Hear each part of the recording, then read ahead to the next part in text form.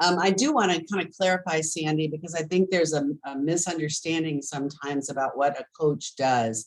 Um, you said the coach arrives the first day on the job, so we really can't expect the coach to be an expert in whatever the job the person gets. They're not there to teach the actual skills of working in that office or stocking the shelves in that store. Tell me a little more specifically, what do you expect from your coaches? Essentially, they are learning the job side by side with the individual. So most employers will have training put in place already. So that individual is getting the same training that any other individual is getting that starts working there.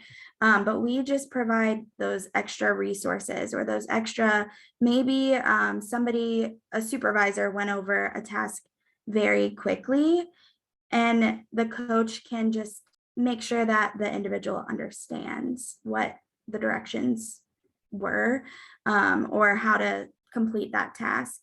We do expect that our coaches are side by side with the individuals. They're engaged while on site, especially during that first week or during that training process. Some jobs that we assist individuals with obtaining, their training process could be pretty lengthy. So we do expect that the coach is engaged and that they're essentially providing resources to not only the individual, but the business partner as well, and advocating for the individual and just supplementing that training that's already there. What if I don't want a coach to be next to me on the job? What if I think that kind of singles me out as a person with a disability and I don't want to have that experience? Are there other ways you can provide the service? Because of COVID, because of COVID, we can provide offsite support. So we could provide virtual support. We could do Zoom calls and kind of go over like the maybe social skills.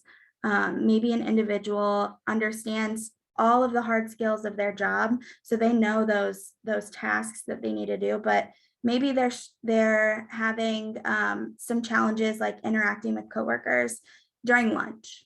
We can sit with them on a Zoom call and, again, role playing, and role play those conversations and talk about like ways to build natural supports. And the list could go on and on. That's just one example.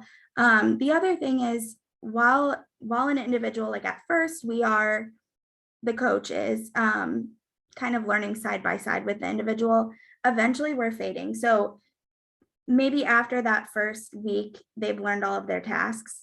The coach is going to step back, which I should say, the coach is never going to do the job for the individual. We might model, but we're not ever going to do the job for the individual that we're supporting.